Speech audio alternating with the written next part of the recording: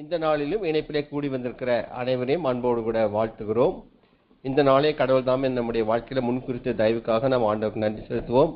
நல்லதொரு ஆராதனை வேலையை ஆண்டவர் நமக்கு நடத்தி தந்தார். அதே வண்ணமாக ஜெப வேலையை பொறுப்பேற்கொண்டு நடத்தினார். ஆண்டவர் தாமே நம்மை ஆசீர்வதிப்பாராக.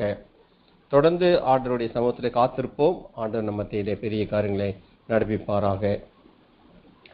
இந்த நாளை நான் சமர்ப்பிப்பேன் இயேசுவின் திருப்பாதத்தில்.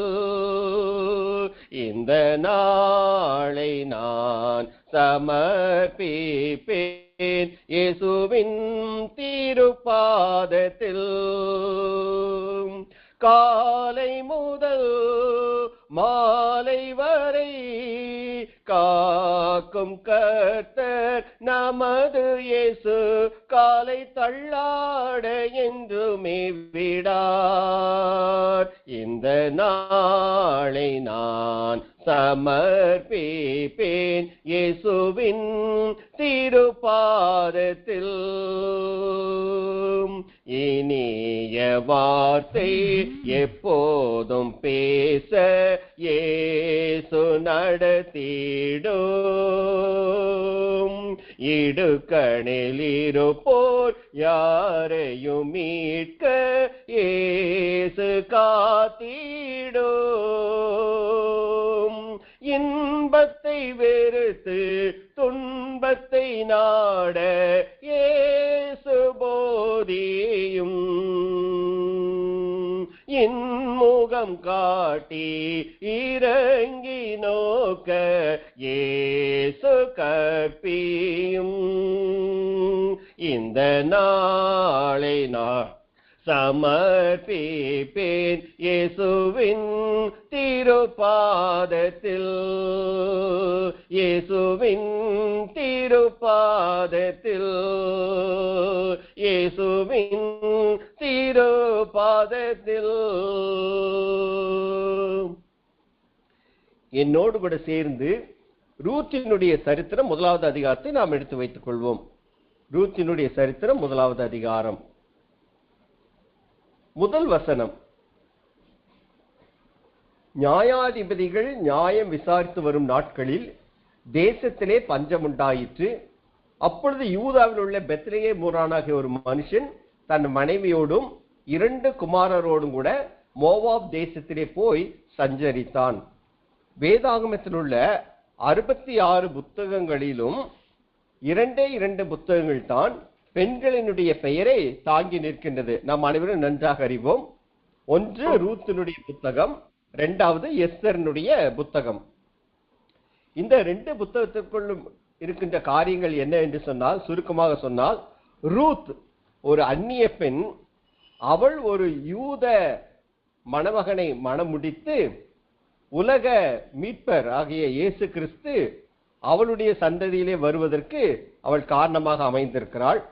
எஸ்தர் அவள் ஒரு யூத பெண். ஆனால் அவள் ஒரு அந்நிய ராஜாவை மணமுடித்து ஒரு முழு இனமே அழியாதபடிக்கு காப்பதற்காக ஆண்டவர் அவளை என்ன செய்தார், பயன்படுத்தினார். ஆகவே இந்த 2 பெண்களுமே வேதாகமத்தில் சொல்லப்பட்டிருக்கிற இவர்கள் இருவருமே அரிய பெரிய காரியங்களை செய்தவர்கள் என்று சொன்னால் மிகையாகாது. இந்த ரூத்தினுடைய சரித்திரத்தினுடைய பின்னணியை நாம் பார்க்கின்ற வேளையிலே எடுத்த எடுப்பிலேயே நியாயாதிபதிகள் என்று சொல்லி போடப்பட்டிருக்கிறது. ஆண்டவர் தம்முடைய ஜனங்களை எகிப்தில் அடிமை தளத்திலிருந்து விடுவித்து அவர்களை பாலும் தேனும் ஓடுகிற தேசத்திலே அவர்களை குடியமர்த்தினார். குடியமர்த்தி விட்டு அவர்களுக்கு என்ன செய்யணும் என்ன செய்யக்கூடாது என்பதை எல்லாம் ஆண்டவர் அவர்களுக்கு சொல்லி இருந்தார். ஒருவேளை ஆண்டவருடைய கட்டளைகளை அவர்கள் மீறினால் என்ன நடக்கும் என்றையும் ஆண்டவர் அவர்களுக்கு முதலிலேயே சொல்லி இருந்தார். உபாகமம் 11ஆம் அதிகாரம் 16-17 வசனங்களே நான் வாசிக்கிறேன். உங்கள் இருதயம் வஞ்சிக்கப்படாமலும் நீங்கள் வழி விலகி அந்நிய தேவர்களை சேவித்து அவர்களை நமஸ்கரியாமலும் இருக்கும்படி எச்சரிக்கையாயிருங்கள்.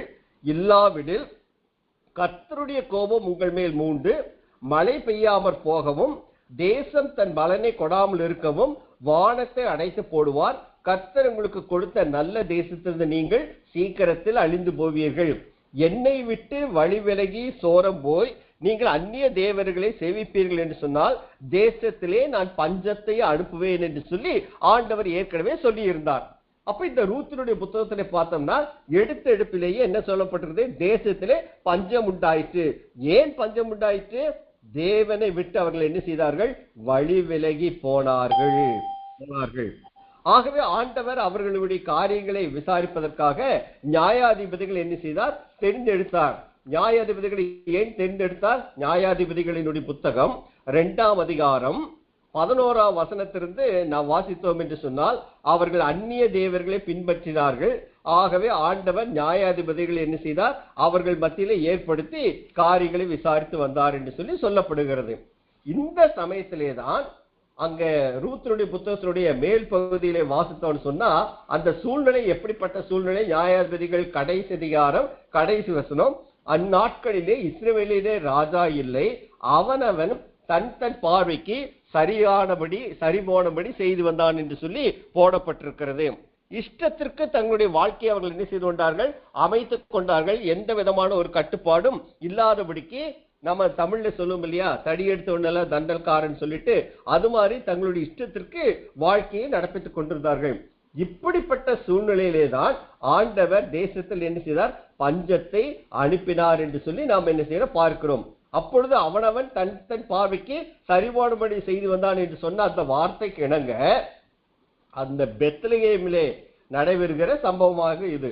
அந்த பெத்லகேமிலே ஒரு குடும்பம், அந்த குடும்பத்தினுடைய தலைவன் பேர் எலிமெலேக்கு, அவனுடைய மனைவியின் பேர் நகோமி.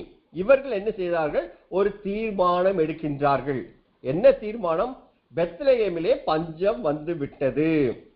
பெத்லகேம் என்று சொல்லக்கூடிய வார்த்தைக்கு அர்த்தம் அப்பத்தினுடைய வீடு. யூதாவில் உள்ள பெத்லகேம், யூதா என்று சொன்னால் துதிக்கப்படத்தக்கவர். ஆக துதியன் தேசமாகிய அப்பத்தின் வீடாகிய பெத்லகேமிலே என்ன செய்து விட்டது? பஞ்சம் வந்து விட்டது. ஏன் பஞ்சம் வந்து விட்டது? இவர்கள் அந்நிய தேவர்களை சேவிக்க ஆரம்பித்தபடினாலே ஆண்டவர் ஏற்கனவே அவர்களுக்கு சொன்னார். ஆண்டவர் சொல்லாமல் எதையும் செய்ய மாட்டார். ஏற்கனவே சொல்லி இருந்தும் ஆண்டவருடைய வார்த்தையை மீறினதினாலே அவர்கள் என்ன செய்தார்கள்? பெத்லகேமை விட்டு மோவாப் தேசத்துக்கு போக ஆயத்தப்படுகின்றார்கள். இந்த மோவாபிய இனத்தை குறித்து நாம் அறிந்திருக்க வேண்டியது அவசியம். ஆதியாகமம் 19ஆம் அதிகாரம் கடைசி 10 வசனங்களிலே அங்கே மோவாபை பற்றி சொல்லப்படுகிறது. அந்த மோவாப் இனம், அடுத்தது அம்மோனி இனம், 2 இனத்தை பற்றியும் அந்த அதிகாரத்தினுடைய கடைசியிலே சொல்லப்படுகிறது. அவர்கள் தாய்க்கு பிறந்தவர்கள் அல்ல, தகப்பனுக்கு பிறந்தவர்கள். நீங்கள் வீட்டிலே சென்று அந்த சம்பவங்களை நீங்கள் வாசித்துக் கொள்ளலாம். இந்த மோவாபிய இனத்தை குறித்து கடவுள் என்ன சொல்லியிருக்கிறார்? உபாகமம் 23ஆம் அதிகாரம் 3ஆம் வசனத்துல என்ன சொல்லியிருக்கிறார்? எந்த அம்மோனியனும் எந்த மோவாபியனும் கர்த்தருடைய சபைக்கு உட்படலாகாது, 10ஆம் தலைமுறையிலும் என்றைக்கும் அவர்கள் கர்த்தருடைய சபைக்கு உட்படலாகாது என்று சொல்லி ஆண்டவர் சொல்லி இருக்கிறார். ஆக கர்த்தராலே அருவருக்கப்பட்ட ஒரு ஜனம், திருச்சபைக்குள்ளேயே அனுமதிக்கப்படாத ஒரு ஜனம், அந்த ஜனம் மோவாபிலே இருக்கிறது. இப்பொழுது அந்த மோவாப் தேசத்திலே செழிப்பு இருக்கிறது என்று சொல்லி இந்த குடும்பத்தார் கண்டு கர்த்தருடைய சந்நிதியை விட்டு, அப்பத்தின் வீட்டை விட்டு உலக பிரகாரமான மோவாபுக்கு அவர்கள் செல்ல என்ன செய்தார்கள்? துணிந்தார்கள். அங்கே அவர்கள் என்ன செய்தார்கள்? சென்று விட்டார்கள்.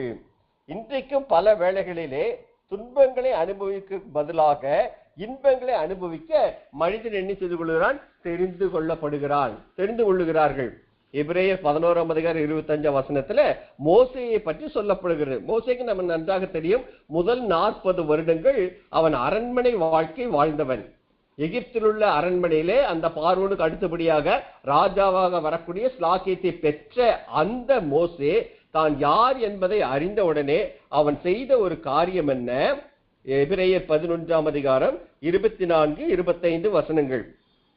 விசுவாசத்தினாலே மோசே தான் பெரியவனான போது பார்வோனுடைய குமார்த்தியின் மகன் எண்ணப்படுவதை வெறுத்து அனித்தியமான பாவ சந்தோஷங்களை அனுபவிப்பதை பார்க்கிலும் தேவனுடைய ஜனங்களோட துன்பத்தை அனுபவிப்பதையே தெரிந்து கொண்டு இனி வரும் பலன் மேல் நோக்கமாயிருந்து எகிப்தில் உள்ள பொக்கிஷங்களிலும் கிறிஸ்துவ நிமித்தம் வரும் நிந்தையை அதிக பாக்கியம் என்று எண்ணினான். பாருங்கள், எகிப்திலே ஏகப்பட்ட பொக்கிஷங்கள் இருக்கிறது. அந்த பொக்கிஷங்களுக்கெல்லாம் இவன் தான் அதிபதியாக போகிறான். வரப்போகிற நாட்கள் வாழ்க்கையில மிகவும் செழுமையான ஒரு நாட்கள். ஆனால் அவன் என்ன செய்து கொண்டான்? தான் யார் என்பதை அறிந்து தன்னுடைய ஜனங்கள் துன்பத்தை அனுபவித்துக் கொண்டிருக்க, நான் இந்த அரண்மனை வாழ்க்கையை நான் என்ன செய்ய மாட்டேன், அனுபவிக்க மாட்டேன் என்று சொல்லி தேவனுடைய ஜனங்களோட துன்பத்தை அனுபவிக்க அவன் என்ன செய்து கொண்டான்? தெரிந்து கொண்டான். இன்றைக்கு நம் கண்களுக்கு முன்பதாக அநேக தெரிந்தெடுப்புகள் இருக்கிறது. நாம் எதனை தெரிந்தெடுத்துக் கொள்கிறோம்?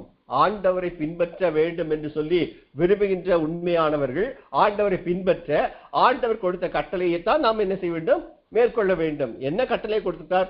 ஒருவன் என்னை பின்பற்றி வர விரும்பினால், ஒருவன் எனக்கு சீஷனா இருக்க விரும்பினால் அவன் தன்னைத்தான் வெறுத்து தன் சிலுவையை எடுத்துக்கொண்டு அனுதினமும் என்னை பின்பற்ற கடவன். ஆண்டவருடைய பிள்ளைகளாக இருப்பதனாலே, உண்மையான கிறிஸ்துவர்களாக இருப்பதனாலே இந்த உலகம் நமக்கு துன்பங்களை துயரங்களைத்தான் தரும் என்பது வேதத்தினுடைய போதனை. கேட்டுக்கு போகின்ற வாசல் மிகவும் விசாலமாக இருக்கும், நன்றாக இருக்கும். ஆனால் ஜீவனுக்கு போகிற வாசல் மிகவும் குறுகிய வாசல். அதன் வழியாக உட்பிரவேசிக்கிறவர்கள் வெகு சிலரே. இன்றைக்கு கடவுளுக்காக வைராக்கியமாக நிலைப்பாட்டை எடுத்து கடவுளுக்காக துன்பங்களை அனுபவிக்க இன்றைக்கு எத்தனை பேர் தங்களை ஒப்பு கொடுத்திருக்கிறார்கள்? இன்றைக்கு நமக்கு கூறப்படுகின்ற சுவிசேஷங்களுமே செழிப்பை குறித்து தான் அதிகமாக என்ன செய்யப்படுகிறது? பிரசங்கிக்கப்படுகிறது. அத்தகைய இடங்களிலே தான் கூடுகைகளும் அதிகமாக காணப்படுகிறது. கூட்டமாக ஜனங்கள் சென்று கொண்டிருக்கிறார்கள் செழிப்பின் பின்னாடி. ஆனால் ஒரு நாளும் இந்த செழிப்பு நம்மை நித்திய ஜீவனுக்கு நேராக என்ன செய்யாது? வழி நடத்தாது. பரலோகத்துக்கு போகணும்னா, தேவனுடைய ராஜ்யத்தை சுதந்திரித்துக் கொள்ளணும்னு சொன்னா இந்த உலகத்திலே நமக்கு துன்பங்கள் உண்டு என்பதுதான் வேதத்தினுடைய போதனை. அதனால தான் இந்த லெந்து நாட்களிலே அதிகமாக நாம் சிலுவை குறித்து என்ன செய்து கொண்டிருக்கிறோம்? தியானித்துக் கொண்டிருக்கிறோம். அப்போஸ்தலர் 14:22 அதைத்தான் சொல்றது. நாம் அநேக உபத்திரவங்களின் வழியாக தேவனுடைய ராஜ்யத்திற்குள் பிரவேசிக்க வேண்டும். தேவனுடைய ராஜ்யத்திற்குள்ளே நாம் பங்காளர்களாக மாற வேண்டும் என்று சொன்னால் நமக்கு இந்த உலகத்திலே துன்பங்கள் உண்டு என்பதுதான் வேதத்தினுடைய போதனை.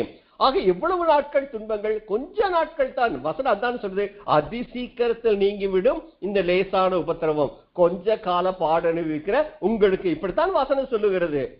வெளிப்படுத்தின விசேஷம் 2ஆம் அதிகாரம் 10ஆம் வசனத்துல சிமிர்னா சபையை குறித்து ஆண்டவர் சொல்லும் பொழுது, நீ படப்போகிற பாடுகளை குறித்து எள்ளளவு பயப்படாதே, 10 நாள் நீங்கள் என்ன செய்வீர்கள்? துன்பப்படுவீர்கள். அதைத்தான் ஆண்டவர் சொல்லியிருக்காரு. ஆனால் அந்த துன்பத்தினுடைய முடிவிலே வாடாத அழியாத நித்தியமான ஜீவ கிடத்தை நீங்கள் பெறுவீர்கள் என்று சொல்லி அந்த திருச்சபைக்கு ஆண்டவர் சொல்லியிருக்கார். ஆக இந்த குடும்பத்து மக்கள் கொஞ்ச நாள் இருக்க போகின்ற இந்த பஞ்சத்திற்கு பயந்து கொண்டு மோவாபை நோக்கி, கர்த்தர் அருவருத்த ஜனங்கள் வாழுகின்ற விக்கிரக வணக்கங்கள் நிறைந்த அந்த தேசத்திற்கு அவர்கள் என்ன செய்தார்கள்? புறப்பட்டு போனார்கள் 2 மகன்களோடு கூட. அவங்களுடைய பெயர் எல்லாம் என்ன செய்யப்பட்டிருக்கிறது? அங்கே கொடுக்கப்பட்டிருக்கிறது. வேதத்திலே இருக்கின்ற பெயர்களுக்கு அர்த்தங்கள் இல்லாமல் இல்லை. நாம் நம்முடைய பிள்ளைகளுக்கு பெயர்களை வைக்கும் பொழுது அர்த்தமுள்ள பெயர்களை வைக்கத்தான் ஆண்டவர் நம்ம என்ன செய்கிறார்? அழைத்திருக்கிறார். வாயில நுழையாதபடிக்கு ஏதோ ஃபாரின் நேமை போட்டுட்டு உச்சரிக்க கூட முடியாத அளவுக்கு இன்னைக்கு நிறைய பேருடைய பெயர்கள் எல்லாம் இருக்கிறது. ஆனால் வேதம் நமக்கு நல்ல முன்னுதாரணமாக அர்த்தமுள்ள பெயர்களை இடத்தான் நமக்கு கட்டளை கொடுத்திருக்கு. பாருங்க, இந்த இடத்துல எலிமெலேக்கு, ஏல் என்று சொன்னால் கடவுள் என்று சொல்லி அர்த்தம், மேலேக் என்று சொன்னால் ராஜா என்று சொல்லி அர்த்தம். அப்ப அந்த எலிமெலேக் என்று சொல்லக்கூடிய வார்த்தைக்கு அர்த்தம் என்ன? தமிழ்ல சொல்ல போனால் அந்த தந்தை, என் தேவன் என்னுடைய ராஜா. எவ்வளவு அழகான பெயர் பாருங்க. நகோமி, அந்த வார்த்தைக்கு அர்த்தம் என்ன? இவள் இன்பமானவள், இவள் பிரியமானவள் என்று சொல்லி அர்த்தம். ஆக அந்த பெற்றோர்கள் இந்த எலிமெலேக்குக்கும் நகோமிக்கு நல்ல பெயர்களை வைத்திருக்கிறார்கள். ஆனால் இந்த எலிமெலேக்கும் நகோமியோ தங்களுடைய 2 குமாரர்களுக்கு எப்பேற்பட்ட பெயரை வைத்திருக்கிறார்கள்? ஒருத்தன் பேர் மக்லோன், இன்னொருத்தன் பேர் கிலியோன். கிலியோன் மக்லோன் என்று சொன்னால் என்ன அர்த்தம்? நோயுற்றவன், சிக் என்று சொல்லி அர்த்தம். கிலியோன் என்று சொன்னால் பலவீனர், வீக் என்று சொல்லி அர்த்தம். பாருங்க, எப்பேற்பட்ட பெயரை வைத்திருக்கிறார்கள் தங்களுடைய மகன்களுக்கு. ஆக இந்த 4 பேர் உள்ள குடும்பத்தார் எங்கே போய்விட்டார்கள்? மோவாப் தேசத்துக்கு போய் அங்கே இருந்து விட்டார்கள்.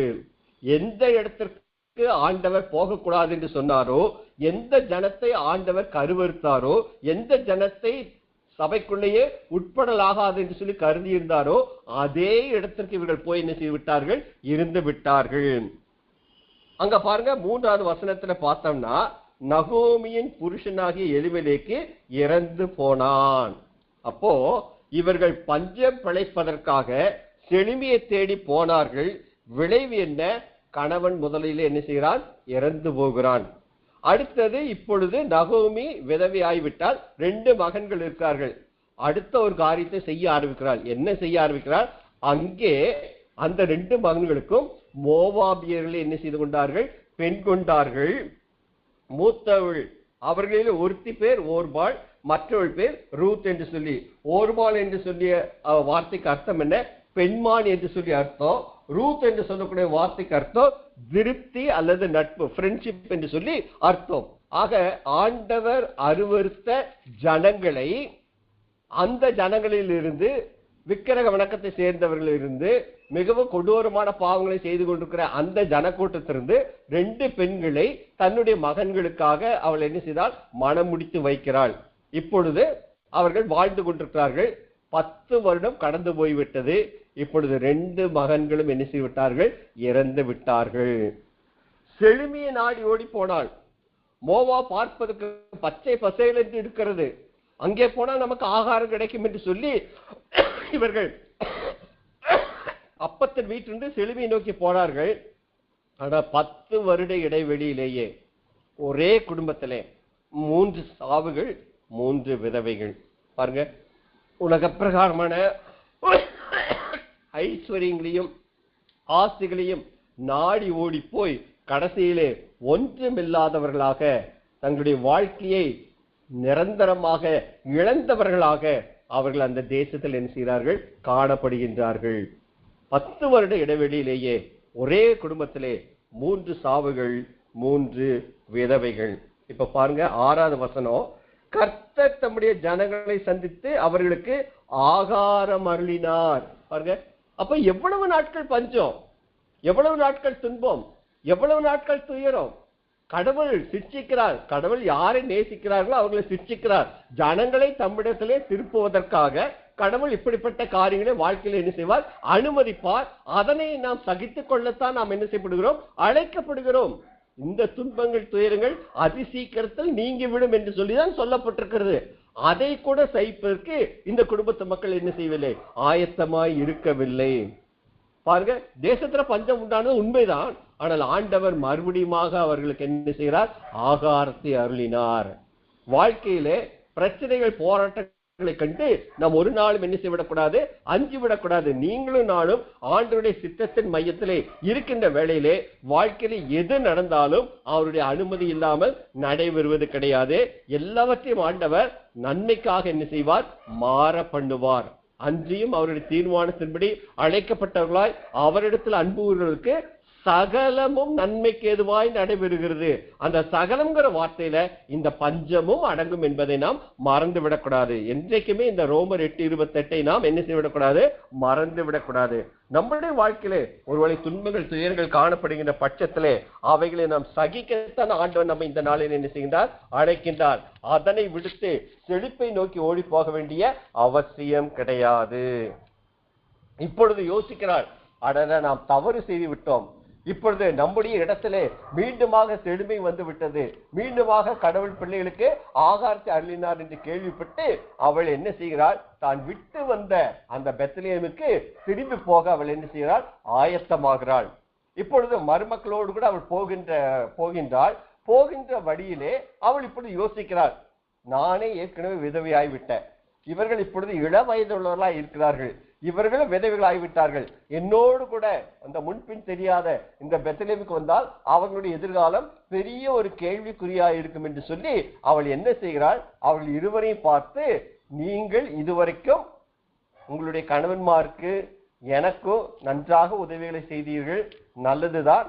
ஆனால் நீங்கள் இப்பொழுது இளமையாய் இருக்கிறீர்கள், என்னோடு கூட வந்தால் உங்களுக்கு எதிர்காலம் சூனியமாகிவிடும், உங்களுக்கு என்று சொல்லி ஒரு எதிர்காலம் அந்த இடத்துல இருக்காது. நீங்கள் திருப்பி உங்களுடைய தேசத்துக்கே போங்கள், உங்களுடைய தாய் வீட்டுக்கே போங்கள், உங்களுக்கு வாய்க்கப்படுகின்ற மணமகனோடு கூட சந்தோஷமாக திருமணம் முடித்து உங்கள் வாழ்க்கையை நீங்கள் தொடர்ந்து நடத்துங்கள் என்று சொல்லி 2 மருமக்களை பார்த்து என்ன செய்கிறார், அவள் சொல்லுகிறாள். இப்பொழுது அந்த 2 பேரும் அவளுடைய கழுத்தை கட்டிக்கொண்டு அழுகிறார்கள். நாங்கள் உன்னோடு கூட தான் வருவோம் என்று சொல்லி அவள் மீண்டுமாக அவர்களை வற்புறுத்துகிறார். என்னோடு கூட வந்தால் உங்களுக்கு எதிர்காலம் சூனியமாகிவிடும் என்று சொல்லிவிட்டால், ஆக ஒரு மருமகள் ஓர்வாள் என்ன செய்விட்டால், மாமியாரை கழுத்தை கட்டிக்கொண்டு அழுது விட்டு முத்தமிட்டு என்ன செய்விட்டால், ஓடிவிட்டாள், திரும்பியே போய்விட்டாள். ஆனால் இன்னொரு மருமகள் ரூத் மாமியாரை விடாமல் பற்றி கொண்டாள் என்று சொல்லி நாம் வாசிக்கிறோம். ஆங்கிலத்தில் சொல்லுவாங்க கிஸ்ஸர்ஸ் அண்ட் கிளீவர்ஸ் என்று சொல்லி. இந்த கிஸ்ஸர்ஸை குறித்து நம்ம என்னைக்குமே கொஞ்சம் ஜாக்கிரதையா இருக்கணும். முத்தம் கொடுக்கறவர்களை குறித்து நம்ம என்னைக்குமே ஜாக்கிரதையா தான் இருக்கணும். முத்தம் கொடுப்பாங்க, போயிட்டே தான் இருப்பாங்க. யூதாஸ் காரியத்தை என்னதான் பண்ணா, இயேசு கிறிஸ்துக்கு முத்தம் தான் கொடுத்தா, ஆனா என்ன வேலை பண்ணான்னு சொல்லி நம்ம அனைவருக்குமே நன்றாக தெரியும். ஆனால் கிளீவர்ஸ் விடாமல் பற்றி கொண்டாள் ரூத். அவள் சொல்லுகின்ற வார்த்தைகள் தான் மிகவும் முக்கியமான ஒரு வார்த்தைகள். 15ஆம் வசனம், 16ஆம் வசனத்துல, 17ஆம் வசனத்துல ரூத்தினுடைய காரியத்தை குறித்து அங்கு திட்டமும் தெளிவுமாக என்ன செய்யப்படுகிறது, சொல்லப்படுகிறது. என்ன சொல்லுகிறார் பாருங்க. அப்பொழுது அவள் ரூத் பற்றி சொல்லப்படுகிறது, இதோ உன் சகோதரி தன் ஜனங்களிடத்துக்கும் தன் தேவனிடத்து திரும்பி போய்விட்டாளே, நீயும் உன் சகோதரி பிறகே திரும்பி போய் என்றாள். யார் சொல்லுகிறாளே, மாமியாராகிய நகோமி மருமகளாகிய ரூத்தை பார்த்து இந்த வார்த்தை சொல்லுகிறாள். ஓர்பாள் பாத்தியம்மா, அவ நிதர்சனமான உண்மையை தெரிந்து கொண்டா. அவளுக்கு பெத்லெஹேமுக்கு வந்த வாழ்க்கை இருக்காது என்பதை அறிந்து கொண்டு அவள் தன்னுடைய தாய் வீட்டுக்கு திரும்பி போய்விட்டாள். நீயும் அவள் பிறகே போய் உன்னுடைய தாய் வீட்டுக்கு போய் என்று சொல்லி அவள் சொல்லுகிறாள். அப்பொழுது ரூத் என்ன பதில் சொல்றா பாருங்க. 16ஆம் வசனம், நான் உம்மை பின்பற்றாமல் உம்மை விட்டு திரும்பி போவதை குறித்து என்னோடே பேச வேண்டாம். நீர் போகும் இடத்திற்கு நானும் வருவேன், நீர் தங்கும் இடத்திலே நானும் தங்குவேன். உம்முடைய ஜனம் என்னுடைய ஜனம், உம்முடைய தேவன் என்னுடைய தேவன். நீர் மரணமடையும் இடத்திலே நானும் மரணமடைந்து அங்கே அடக்கம் பண்ணப்படுவேன். மரணமே அல்லாமல் வேறொன்றும் உம்மை விட்டு என்னை பிரித்தால் கர்த்தர் அதற்கு சரியாகவும் அதற்கு அதிகமாகவும் எனக்கு செய்ய கடவர் என்றாள். பாருங்கள், ஒரு மருமகள் மாமியாரை பார்த்து இந்த வார்த்தைகளை சொல்கிறார். இந்த வார்த்தைகளை நாம் கூர்ந்து கவனிப்போம் என்று சொன்னால், திருமண வைபவங்களிலே கணவனும் மனைவியும் ஒருவருக்கொருவர் வாக்குறுதிகள் என்ன செய்து கொள்வார்கள், பகிர்ந்து கொள்வார்கள். ஒருவருக்கொருவர் வாக்குறுதிகளை சொல்லிக் கொள்வார்கள். அத்தகைய ஒரு வாக்குறுதியை போல ரூத் இந்த வார்த்தைகளை என்ன செய்கிறாள், சொல்லுகிறாள். பாரு, எவ்வளவு அழகான வார்த்தைகளை அவள் என்ன செய்கிறாள், பிரயோகிக்கிறாள் என்று சொல்லி நாம் பார்க்கிறோம். யார் யாரை பார்த்து சொல்லுகிறாள்? மருமகள் மாமியாரை பார்த்து இந்த வார்த்தைகளை சொல்லுகிறாள். எந்த குடும்பத்திலே எந்த மருமகள் இப்படிப்பட்ட வார்த்தைகளை மாமியாரை பார்த்து சொல்லுவாள்? அப்படி சொல்லப்பட்டால் அந்த குடும்பம் நிச்சயமாக ஒரு பூலோகத்தில் இருக்கிற ஒரு குட்டி பரலோகமா தான் என்ன செய்யும், காணப்படும். எவ்வளவு அழகாக வார்த்தைகளை சொல்லுகிறாள். ஆனா இன்றைக்கு நம்முடைய வீட்டு மருமகளை குறித்து அப்படி சொல்ல முடியுமா? அவள் சொல்லுகிறார் பாருங்க, நீர் போகும் இடத்திற்கு நானும் வருவேன், நீர் தங்கும் இடத்துல நானும் தங்குவேன். உம்முடைய ஜனம் என்னுடைய ஜனம், உம்முடைய தேவன் என்னுடைய தேவன் என்று சொல்லி சொல்லுகிறாள். பாருங்க, கணவனுடைய வீட்டாரை குறித்து அவள் அதிக அக்கறை உள்ளவளாக சொல்கிறார். அவர்கள் தான் என்னுடைய ஜனம். அவர்கள் உன்னுடைய ஜனம் மாத்திரமல்ல, இப்பொழுது உன்னுடைய மருமகளா இருப்பதனாலே உன்னுடைய ஜனங்கள் தான் என்னுடைய ஜனங்கள். இன்றைக்கு தன்னுடைய வீட்டிலிருந்து அப்பா அம்மாவோ அண்ணன் தம்பி அக்கா தங்கச்சிகளோ வந்தா வாய் பூரா பல்லா இருக்கும், கிச்சன்ல கம கம கமன்னு மணக்கும். ஆனா தப்பி தவறி கணவன் வீட்டிலிருந்து யாராச்சும் வீட்டுக்கு வந்துட்டா கையில் இருக்கிற டம்ளர் என்ன செய்யும், எதேச்சியா கீழே விடும். அதுதான் சமிச்சை இல்லையா? கணவன் வீட்டாரை வெறுக்கின்ற மருமகள் தான் இன்றைக்கு அதிகமாக காணப்படுகின்றார்கள். ஆனா இந்த ரூத் பாருங்க, தான் தெரிந்தோ தெரியாமலோ இவர்களுக்கு வாழ்க்கைப்பட்டு விட்டேன், கடைசி வரைக்கும் அவர்களோடு கூட தான் இருப்பேன் என்று சொல்லி அவள் எண்ணுகிறாள். கல்யாணம் ஆயிருக்கும், 50 வருஷம் ஆயிருக்கும், பேரன் பேத்திகளை கூட எடுத்துருப்பாங்க. குடும்பத்துல ஏதாச்சும் ஒரு பிரச்சனைன்னா எங்க அப்பா வீட்டுலன்னு சொல்லி என்ன செய்வாங்க, அப்பா வீட்டை பத்தியே நினைச்சிட்டு இருப்பாங்க. தான் பிறந்த வீட்டை மறக்கணும்னு தான் வசனம் சொல்லுது. திருமணமான பெண்களுக்கு சங்கீதம் 45:10 வசனம் என்ன சொல்லுது? குமார்த்தியே கேள், உன் செவியை சாய்த்து சிந்தித்துக்கொள், உன் ஜனத்தையும் உன் தகப்பன் வீட்டையும் மறந்து விடு, அப்பொழுது ராஜா உன் அழகில் பிரியப்படுவார். நல்லது ஒரு குடும்ப வாழ்க்கை, பிரச்சனை இல்லாத ஒரு குடும்ப வாழ்க்கை, அமைதியான ஒரு குடும்ப வாழ்க்கை நடத்துவதற்கு வேதம் இத்தகைய முறைகளை நமக்கு என்ன செய்கிறது? கற்று தருகிறது. பாருங்க, இந்த ரூத்து எவைகளையெல்லாம் விட ஆரம்பிக்கிறார் பாருங்க. நீர் போகும் இடத்திற்கு நானும் வருவேன், நான் இப்பொழுது மோவாப் தேசத்தில் இருக்கிறேன், நீர் எங்கே சென்றாலும் நான் உம்முடையாலே வருவேன் என்று சொல்லி சொல்லுகிறாள். தன்னுடைய இடத்தை அவள் விட்டுவிட ஆயத்தமானாள். அடுத்து, நீர் தங்கும் இடத்துல நானும் தங்குவேன், நீர் எந்த வீட்டிலே தங்கினாலும் சரி, அது அரண்மனையா இருந்தாலும் சரி, மாட மாளிகையா இருந்தாலும் சரி, இல்லாவிட்டால் குடிசையாக இருந்தாலும் சரி, நீர் எந்த இடத்துல தங்குறீரோ அங்கதான் நானும் தங்குவேன். உம்முடைய ஜனம் என்னுடைய ஜனம். தன்னுடைய உறவுகளை அவள் விட ஆரம்பிக்கிறாள், தன்னுடைய இடத்தை விட ஆரம்பிக்கிறாள், தன்னுடைய இனத்தை விட ஆரம்பிக்கிறாள். அடுத்து பாருங்க, உம்முடைய தேவன் என்னுடைய தேவன். இதுவரைக்கும் நான் வணங்கி வந்த தெய்வம் வேறு, ஆனா நீர் வணங்குகின்ற தேவன் வேறு. ஆக நான் உன் பின்னாடி வந்து நீர் எந்த தெய்வத்தை வணங்குகிறீரோ அதே தெய்வத்தை நானும் வணங்குவேன். தன்னுடைய இறை நம்பிக்கையும் அவள் விட்டுவிட என்ன செய்தாள்? ஆரம்பித்தாள். நீர் மரணமடையும் இடத்திலே நானும் மரணம் அடைவேன் என்று சொல்கிறாள். விடாப்படியாக என்ன செய்கிறாள்? பற்றி கொண்டிருக்கிறாள். எல்லாவற்றையும் அவள் இழக்க ஆரம்பிக்கிறாள். இன்னும் சொல்ல போனா, தான் ஒரு மோவாபிய பெண் என்று சொல்லக்கூடிய எந்த ஒரு சிறு அச்சு அடையாளங்களும் காணப்படாதபடிக்கு எல்லாவற்றையும் துறந்து விட்டு ஒரு புதிய வாழ்க்கைக்கு தன்னை அர்ப்பணிக்க என்ன செய்கிறாள்? அவள் ஆயத்தமாகிறாள். வசனம் என்ன சொல்லுது? ஒருவன் கிறிஸ்துவுக்குள் இருந்தால் புது சிருஷ்டியாயிருக்கான், பழையவைகள் ஒளிந்து போயின, எல்லாம் புதிதாயின. அப்ப கிறிஸ்துவுக்குள் இருந்து விட்டால், கிறிஸ்துவுக்குள்ளாக நாம் வந்து விட்டால், நம்முடைய பழையவில் எல்லாவற்றையும் நாம் என்ன செய்ய வேண்டும்? ஒழித்து விட வேண்டும். நம்முடைய பழைய சுவாபங்கள், பழைய எண்ணங்கள், பழைய காரியங்கள் எதுவுமே இருக்கக்கூடாது. எல்லாம் புதிதாயின. நம்முடைய நோக்கங்கள், நம்முடைய தீர்மானங்கள் எல்லாமே புதிதா இருக்கும். எல்லாமே ஆண்டுடைய சித்தத்தின் மையத்திலே காணப்பட வேண்டும். பழையவைகளை நாம் என்ன செய்ய விடக்கூடாது? கூட்டிக் கொண்டு வந்து விடக்கூடாது. பழையவைகளை நாம் விட்டு ஒழித்து விட வேண்டும்.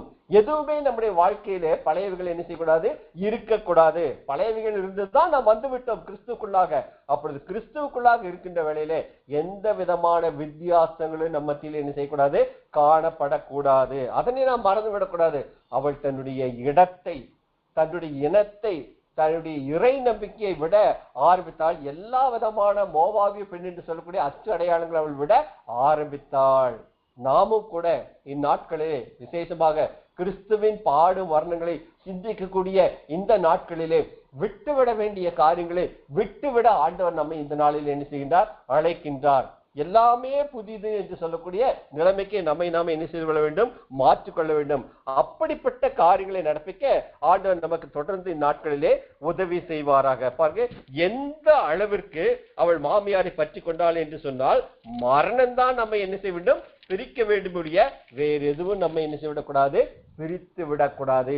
இறுதி மட்டும் நான் உம்மோடு கூட உறுதியாய் வர நிற்பேன் என்று சொல்லி இந்த ரூத்தை பற்றி சொல்லும் பொழுது, இவள் தான் கிராஸ் கல்ச்சுரல் மிஷனரி என்று சொல்லி சொல்லுகிறார்கள். கலாச்சாரம் கடந்த ஒரு மிஷனரியாக இந்த ரூத் என்ன செய்யப்படுகிறாள்? சித்தரிக்கப்படுகிறாள். தன்னுடைய பழையவைகள் எல்லாவற்றையும் ஒழித்து விட்டு ஆண்டவருக்காக ஒரு புதிய சுவாபத்தை, ஒரு புதிய ரூபத்தை அவள் தெரிந்தெடுத்தாள் என்று சொல்லி நாம் பார்க்கிறோம். ஆகவேதான் அவளை குறித்து இந்த வேதம் இன்றைக்கும் என்ன செய்கிறது? பெருமையாக பேசிக்கொண்டே இருக்கிறது. பஞ்சம் பிழைக்க போன இடத்திலே, நிர்கதியாய் விடப்பட்ட ஒரு சூழ்நிலையிலே ஆண்டவர் எல்லாவற்றையும் நேர்த்தியாக என்ன செய்கிறார்? செய்து முடிக்கிறார் என்பதற்கு இந்த நகோமி ரூத்தினுடைய சரித்திரம் நம் கண்களுக்கு முன்பாக வெளிப்படுகிறது. பாருங்க, இப்ப இவள் உறுதியாய் இருக்காள். நான் என்னுடைய தேசத்திற்கு போக மாட்டேன், என்னுடைய ஜனத்திற்கு நான் திரும்பி போக மாட்டேன், உம்மோடு கூட தான் வருவேன் என்று சொல்லி அவள் உறுதியாய் நின்றது நிமித்தம் நகோமி அதற்கு பிற்பாடு ஒன்றுமே பேசவில்லை. இப்படி இருவருமாக புறப்பட்டு என்ன செய்கிறார்கள்? வருகிறார்கள். வந்த பார்த்தால் இங்கே பார்த்தால் அங்கே நகோமியை குறித்து சொல்லப்படுகிறது. 10 வருஷத்துக்கு முன்னாடி போனா, இப்போ 10 வருஷம் கழிச்சு வரான். இப்ப 10 வருஷம் கழிச்சு வரும் பொழுது ஜனங்கள் எல்லாரும் ஆச்சரியத்தோடு கூட பார்க்கிறார்கள். இவள் நகோமியோ என்று சொல்லி என்ன செய்கிறார்கள்? ஆச்சரியத்தோடு கூட கேட்கின்றார்கள். நகோமினா இன்பம் என்று சொல்லி அர்த்தம். அப்பொழுதுதான் நகோமி சொல்றார், ஆமா நான் அதே நகோமி தான், ஆனா இனிமேலும் என்னை நகோமி என்று சொல்லி என்ன செய்தார்கள்? சொல்ல வேண்டாம். என்னை இன்பம் என்று சொல்லி நீங்கள் என்ன செய்ய வேண்டாம்? சொல்ல வேண்டாம். என்னை நீங்கள் மாறா என்று சொல்லுங்கள் என்று சொல்றார். மாறாள் என்று சொன்னால் அர்த்தம் கசப்பு. கர்த்தர் என்னுடைய வாழ்க்கையில கசப்பை கட்டளை இட்டார் என்று சொல்லி சொல்லுகிறாள். கர்த்தரா கசப்பை கட்டளை இட்டாரு? இவர்களா சுயமாக தீர்மானம் எடுத்தார்கள். சுயமாக மோவாப் தேசத்துக்கு போனார்கள். எல்லாவற்றையும் இழந்தார்கள். இவர்களாகவே பிரச்சனைகளை தங்கள் மேல் வரவழைத்துக் கொண்டு பழியை யார் மீது போட்டு விடுவது? கர்த்தர் மேல் போட்டு விடுவது. பெத்லகேமிலே இன்னும் அநேக குடும்பங்கள் இருக்கத்தான் செய்தது. ஆனா அந்த குடும்பங்கள் யாரும் மோவாபை நோக்கி போகவில்லை. இந்த குடும்பம் மாத்திரம்தான் மோவாபை நோக்கி போனது. கொஞ்ச காலம் கூட பாடு அனுபவிக்க இவர்கள் ஆயத்தமா இருக்கவில்லை. போன இடத்துல பிரச்சனைகள் வந்த உடனே பழியை யார் மீது போட்டு விட வேண்டியது? கர்த்தர் மேல் போட்டு விட வேண்டியது. போவதற்கு முன்பதாக இவர்கள் கர்த்தரிடத்துல கேட்டார்களா? ஆண்டவரே, எங்களுக்கு தேசம் மோவாப் தேசத்திலே பசுமை இருக்கிறது, செழுமை இருக்கிறது, ஆகாரம் இருக்கிறது, நாங்க கொஞ்ச நாள் அங்க போயிட்டு இங்க ஆகாரம் கிடைச்சோன்னா நாங்க மறுபடியும் வரும்னு சொல்லி கர்த்தரிடத்துல கேட்டார்களா? இல்ல. அவனவன் தன்னுடைய பார்வைக்கு சரியானபடி செய்தான் என்று சொல்லிதான் வசனம் சொல்றது. இந்த குடும்பம் அதற்கு விதிவிலக்கா இல்லாதபடிக்கு இவர்களுடைய இஷ்டத்துக்காகவே போனார்கள். இப்பொழுது பழியை யார் மீது போடுகிறார்கள்? ஆண்டவர் மீது போடுகிறார்கள். பல வேளைகளில் நாம் அப்படித்தான் சுயமாகவே சிந்தித்து விடுவோம், சுயமாகவே காரியங்களை நடப்பித்து விடுவோம். பிரச்சனைகள் வரும் பொழுது, போராட்டங்கள் வரும் பொழுது, தோல்விகள் வரும் பொழுது கடவுள் மீது என்ன செய்து விடுவோம்? பழியை போட்டு விடுவோம். நான் கடவுளுக்காக அதை செஞ்சினேன், இதை செஞ்சினேன், அப்படி ஒன்றுனே, இப்படி ஒன்றுனே, அதை கொடுத்தேனே, இதை கொடுத்தேனே, என்னுடைய வாழ்க்கையிலேயே இந்த போராட்டம், என்னுடைய வாழ்க்கையிலேயே இந்த பிரச்சனை, என்னுடைய குடும்பத்திலேயே இந்த பிரச்சனைகள், போராட்டங்கள், ஏன் மரணம், ஏன் சாவு, ஏன் வியாதிகள், பல வேளைகளில் ஏன் ஏன் ஏன் என்று சொல்லி நாம் என்ன செய்கிறோம்? கேள்விகளை எழுப்பிக் கொண்டே இருக்கிறோம். கடவுளுடைய சித்தத்துக்கு நம்மை நாமே ஒப்பு கொடுக்கும் பொழுது எது நடந்தாலும் நல்லதுதான் நடக்கும் என்பதை நாம் மறந்து விடக்கூடாது.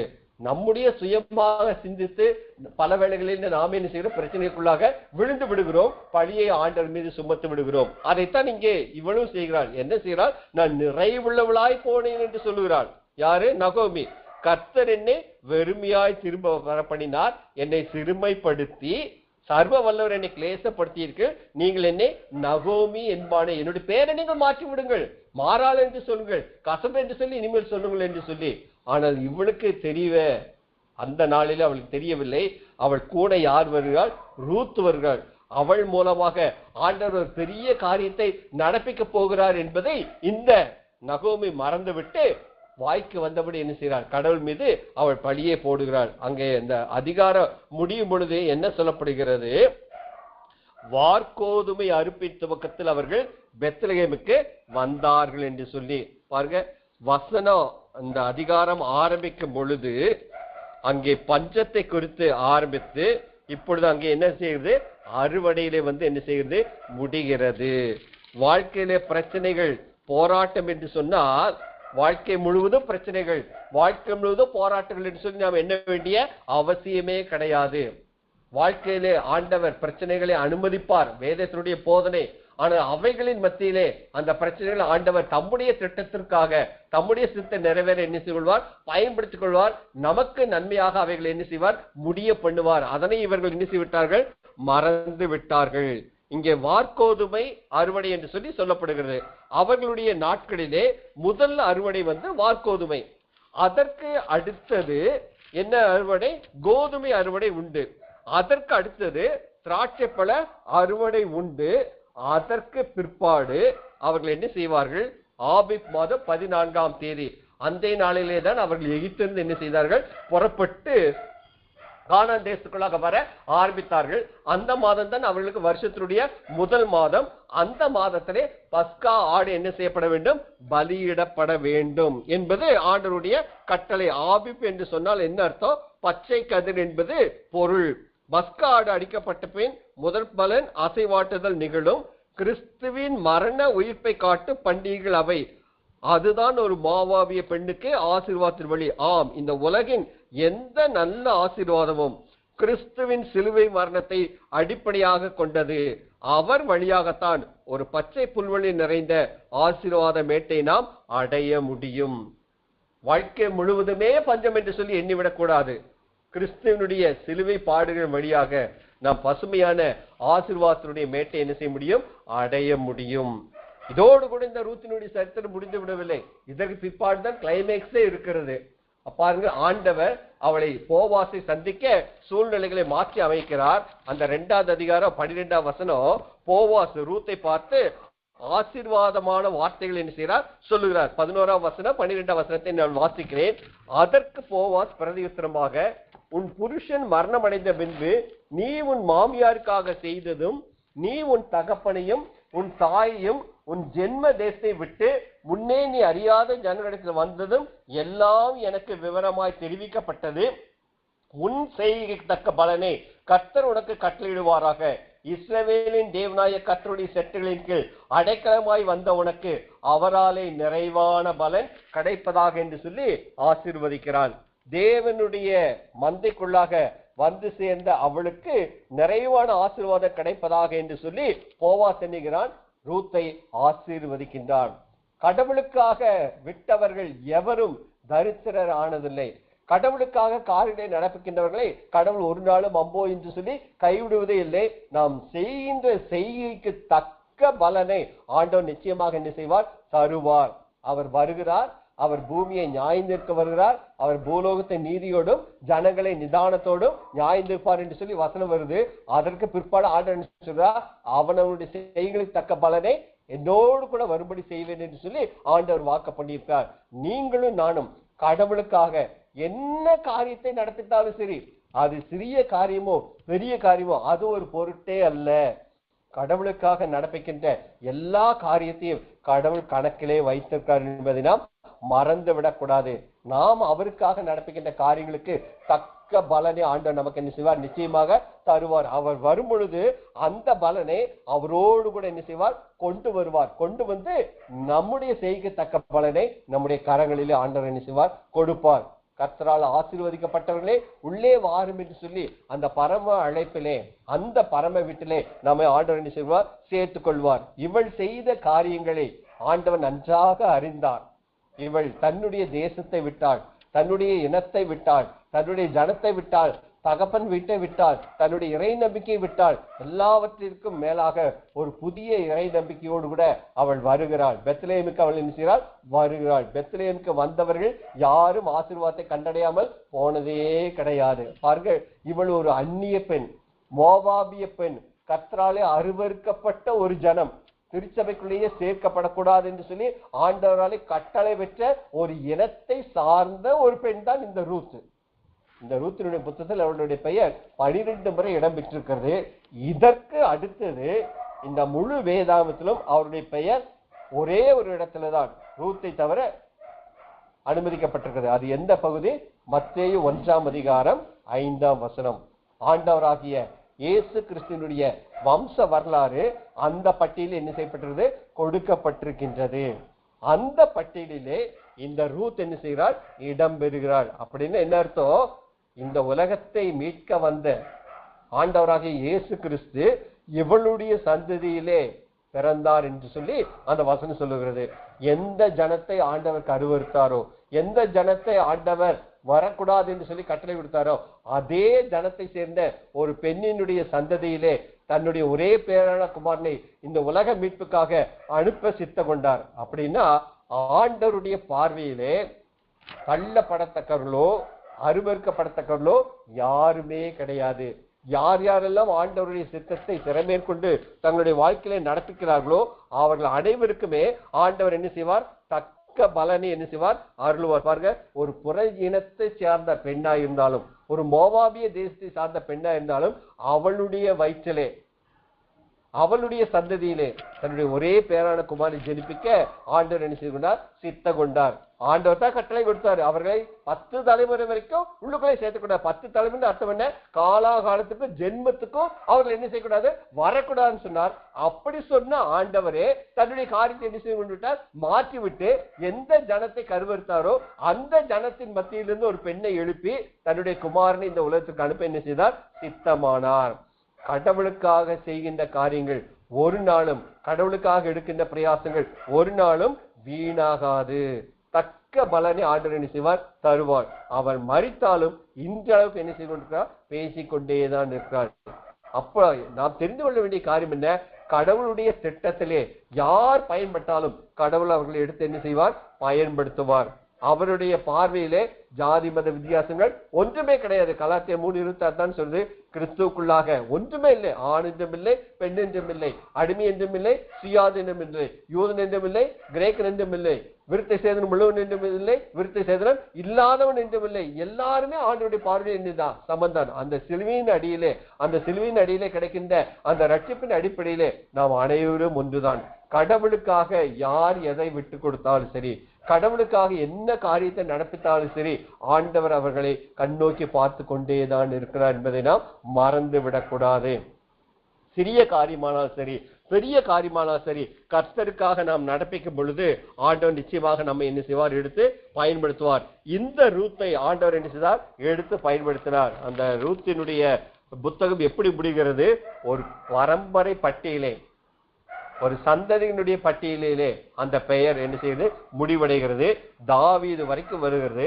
அந்த தாவீதுடைய சந்ததியிலே தான் உலகத்தை ரட்சிப்பதற்காக இயேசு கிறிஸ்து பிறந்தார். அதற்கு ஒரு காரணமாக இந்த ரூத் என்ன செய்விட்டால்? அமைந்து விட்டாள். நம் மூலமாகவும் ஆண்டவர் பெரிய காரியங்களை நடப்பிக்க இன்றளவுக்கும் அவர் ஆயத்தமாயிருக்கிறார். நீங்களும் நானும் நடப்பிக்க வேண்டிய பொறுப்பு நம்மிடத்துல உண்டு. கடவுளுக்காக அது எவ்வளவு சிறிய காரியமானால் சரி, எவ்வளவு பெரிய காரியமானது, ஏதாயிலும் செய்யும் பொழுது நிச்சயமாக கடவுள் நம்மை என்ன செய்வார்? ஆசீர்வதிப்பார். ரூத் ஒருவேளை ஒரு புற இனத்தை சார்ந்த ஒரு பெண்ணாய் இருந்தாலும் கூட உலகத்தை ரட்சிக்க வந்த அதிபதி அவருடைய சந்ததியிலே தான் வந்திருக்கிறார். அவள் மரித்தாள், இன்னும் பேசப்பட்டு கொண்டே இருக்கிறாள். நம்முடைய காலத்துக்கு பிற்பாடு நம்மை குறித்து நம்முடைய சந்ததியார் என்ன செய்ய வேண்டும்? பேச வேண்டும். அப்படிப்பட்ட காரியங்களிலே நம்மை நாமே தொடர்ந்து ஈடுபடுத்திக் கொள்வோம். ஆண்டவர் நம்முடைய சரீரத்திலே பலனை கொடுக்கிற வரைக்கும் கடவுளுக்காக ஓடுவோம், ஓடிக்கொண்டே இருப்போம். நிச்சயமாக கடவுள் ஒரு நாளிலே நம்மை ஆசீர்வதிப்பார். இந்த நாளிலும் நாம் இப்படி கூடி வரத்தக்கதாக ஆண்டவருடைய சன்னிதானத்திலே வந்து அவரை தொழுது கொள்ள, ஆராதிக்க, நம்முடைய துதிகளையும் ஸ்தோத்திரங்களையும் விண்ணப்பங்களையும் ஏறெடுக்க, ஆண்டவருடைய சத்திய வார்த்தைகளை கேட்க கடவுள் நமக்கு இந்த வருடத்தில் இத்தகைய கிருபைகளை நமக்கு தந்து கொண்டிருக்கிறார். அதற்காக நாம் ஆண்டவருக்கு நன்றி செலுத்துவோம். நம் மூலமாக இன்னும் அநேகர் இந்த ஆண்டவருடைய அன்புக்குள்ளாக வர வேண்டும். தொடர்ந்து மீண்டும் ஒருவரை கூட இந்த 2 நாட்களிலே நம்மை சத்தம் செய்வோம். ஆண்டவர் தாமே நம்மை ஆசீர்வதிப்பாராக. ஆமென்.